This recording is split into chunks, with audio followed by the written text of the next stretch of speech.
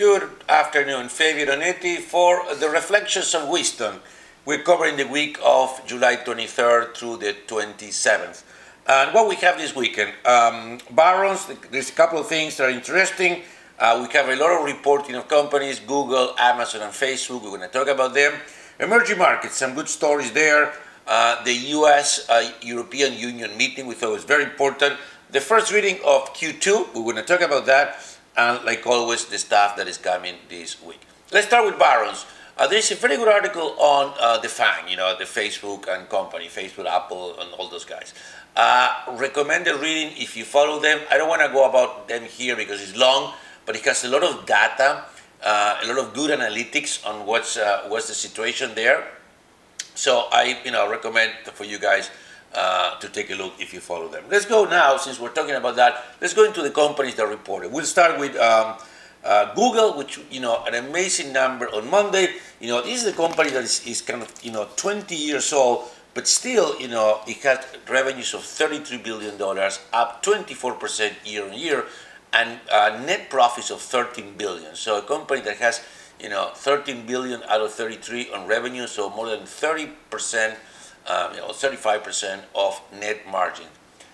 They did take the 13 billion, took it down to 8 because they took a provision for the European fine, which they will fight. There probably will be less. They will appeal. However, they have made so much money and say, you know what, we'll send it all now to the earnings result. Great company. Also, the other new business, the cloud, the hardware, the new apps that they're selling, that business grew almost at 40%. So the core of the company, the advertising, at 24%, the new initiatives growing at 40%. Quite an amazing number on that sense. Then we had Facebook that, as we know, reported and the stock went down 20%. Let's recap the story here. We had the issues with Facebook, the fake accounts, the Russian meddling on the elections, the depositions, and the company, after going to the Congress and all that, said, you know what, nothing happened. Our business is as good as usual. That was last quarter. Now they came and said, you know what, we have some issues. Our growth in users was not so strong. Our revenues were great, but we lost some advertisers or some people pulled out. And guess what? Our margins, which are in the 40%, will be in the 30s, maybe because we're going to spend a lot of money cleaning house and firing all those accounts and supervising that people doesn't do stupid things. So, major credibility issue. And that's why the stock was so badly punished. But let's rewind a little bit. Remember when the company came public at 38, and then it went all the way down to 20, because Mr. Zuckerberg has been very arrogant and very aggressive in the way he treats the stock, he treats the company. So needless to say, all this kind of, happened and created all this tremendous noise everywhere. So the point is that, I think they're going to learn the lesson.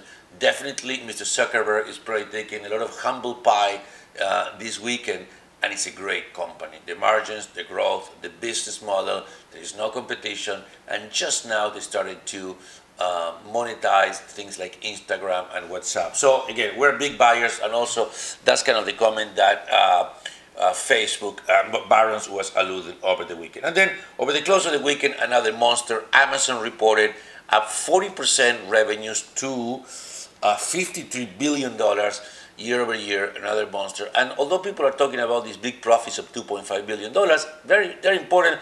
But remember, Mr. Bezos spends a lot of his profits in new initiatives. Some of them flop, like the phone, but some others are apparently doing amazingly well, like Alexa. So another great company. Both Amazon and Google ended up at the all-time highs, more or less. Facebook and Netflix took a pounding, and we'll see. This Tuesday, we have Apple, and we will have the complete trio set on what's going on. Let's jump into emerging markets. A lot of focus being what's going on in China, the problems there with, the renminbi. Is this drop in the renminbi sort of weaponizing the currency for the trade war, or there is more of a real deceleration? There's some noise in the economy. However, our favorite markets in Latin America did extremely well, not only in the equities, but the FX. Argentina, Mexico, and Brazil, both with double-digit rallies in the last couple of weeks. And remember, we're long Mexico. We like EWW. We think, which is doing well. President Lopez Obrador, A, wants to accelerate the deal on NAFTA. We think that is very good. B, he has thrown some conciliatory tones to talk to President Trump about the immigration issues that both countries face. These are talking about the wall. So we like it. I think Brazil also is very cheap. The investors came and bought. Despite the elections that are coming, which a lot of uncertainty, the assets are very cheap, and I think that brought a good number of investors. And in Argentina, which is the most controversial, President Macri was doing great but slow, running into problems, ended up with the IMF. Now he has the money, but he has to do some fiscal adjustments that are clearly expensive. But anyways, the stocks there are very cheap. We own Mexico. We're looking into probably buy into Argentina, probably in the financial sector, and maybe companies like Loma Negra. We'll keep you posted on that. So finish on that. Then we have the very important meeting between the leader of the European Union, Jean-Claude Juncker, and President Trump.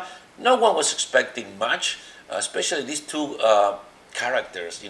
They're very different, and they don't mince words if they don't like something. Especially Juncker, he's been very acid, or I don't know how you want to call it. In many instances, and there were no expectations. However, big announcement. One on the gas deal that Europe might buy gas from the United States. I wouldn't say as opposed to Russia, but maybe in conjunction. We will see. I'm writing about this. I think this is very important. There are some parallels going back to the Reagan days when Germany for the first time bought gas from Russia. So we'll talk about that. Second, I'm writing about that, so I'll send it when I have it, because I think this is very, very important. Second, an agreement that the European Union will buy some soybeans from the United States. Usually the Europeans do not buy almost any grain. They have a very high policy of subsidies to their own farmers. So that, remember, this is the biggest thing that the United States sells to China. So in a way, if I don't sell to China, I'll sell it to the Europeans. A message to China, a message that they are very close, the Europeans and the Americans. And also they will not do any tariffs for the time being and aim to reduce tariffs to 0% eventually. So I think that was very positive. The market had a 300-point swing when that thing happened. So I think that was very, very good from that point of view. And then we have the first reading of the Q2 on GDP. It was at 4.1%, kind of expected, very good. Very interesting, the nominal GDP was at 7.1, so there was a 3% inflation, kind of good, in target with what the Fed wants. We're going to talk about that in a second. But good earnings. However, most economists thinking that we've seen the best so far for the year. They're going to decelerate from here on because of increasing rates. However, inventories were very weak, so some economists, like the one in Morgan Stanley, saying that might create some tailwinds going into the third quarter. So we'll look into that. And that's what we've been saying. If you had a 4% GDP growth and higher nominal growth, that eventually spills over. Some of that will spill to Q3, when most economists are still talking about 2.5%. So between 4.1 and 2.5, I think the difference is way too big. And let's talk. This week is coming exciting. We have a meeting of the Federal Reserve Tuesday and Wednesday. No one expects anything, but obviously at 2 o'clock on Wednesday we will have the memo, so we'll see what's the story there. There is a recess in August, and so most people expect a raise in rates in September. So that's there. And also at the end of the week we will have the labor report. The market is expecting 190,000 people. Let me check. Yeah, that's all I have. Remember, for our subscribers, we'll connect every day at 9:45 a.m. Everybody else, you can see our webcast or visit our page, winston.capital, where you have a lot more of information, and also what if you want to do if you want to become a subscriber. Have a great one. Fabio Lanetti for Winston Capital Advisors.